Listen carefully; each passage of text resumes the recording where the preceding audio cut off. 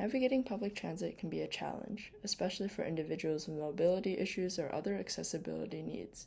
With complex systems, outdated infrastructure, and inconsistent information, it's easy to feel overwhelmed.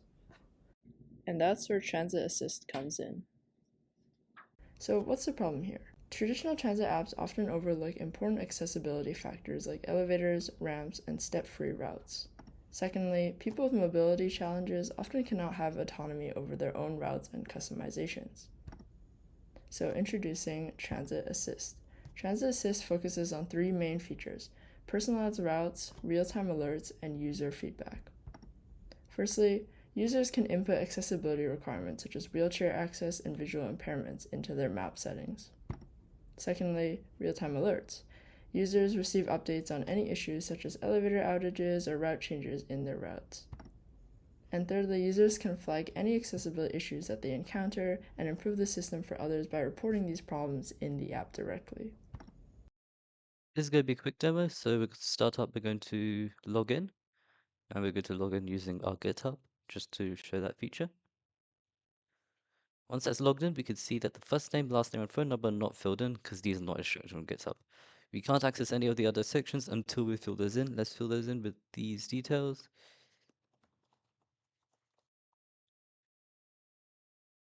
Let's keep an incorrect phone number. It will tell us we used an incorrect phone number, so let's keep a correct one. This is just a sample phone number. Yep, our user details have been updated. Now we can access these preferences. Let's select all these preferences. These are filters so that we can order and show more personalized results. These preferences are just for usability purposes, so we can autosave. And let's just make more accessible, challenging routes redder for now. So let's go to navigate. We have no saved journeys yet. Let's make a new journey. Once you make a new journey, we take it to this screen with origin destination on the left, and on the right we can see a map. So if we select New York and then select the Empire State Building, we can click go. Now clicking go will take some time and it will load eventually the routes. Alright, it's now loaded the routes, so we can click one of these to see the details. Let's click this first route.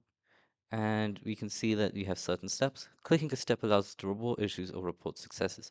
Let's report an issue with the entrance here. Let's say the issue is that there is no ramp.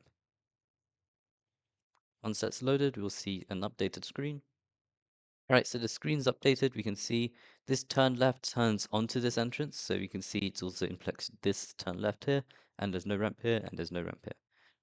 We can see that the inaccessibilities count is updated and the accessibilities count remains the same. If we change the route, we can now see that three of these routes use this turn and then this entrance, and then three of them do not. Let's switch out those, and we can see because it takes a slightly different route, there are no inaccessibilities.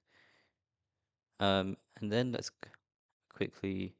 So if we select this, for example, if we select this underground section, maybe, and reports a success on this station, that this is service animal friendly.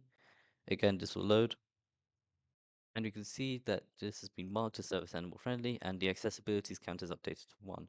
We can see the routes which use the station, which are 2, have an accessibility count of 1, and the routes that do not have an accessibility count of 0. So, yeah. Okay, if we go back, let's go back quickly to this, and let's refresh quickly. Let's go to navigate, and we can see that this is a saved route because we turned autosave on. If it was not autosaved, then it will appear in this bar, where the most recent unsaved route would appear here with the option to save it, and we can click save and add it to saved routes. So, how did we build TransitAssist? Firstly, for the design, all prototyping design systems and frameworks were done in Figma. Front-end interfaces were built with CSS, JS, and HTML, and the backend was built using Docker and Django.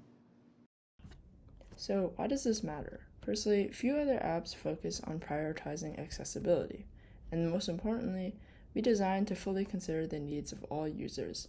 And TransitAssist is designed so that it is helpful for all groups regardless of their ability. The goal of TransitAssist is to bring together a community of users who are committed to making public transportation more inclusive and easier to navigate for all.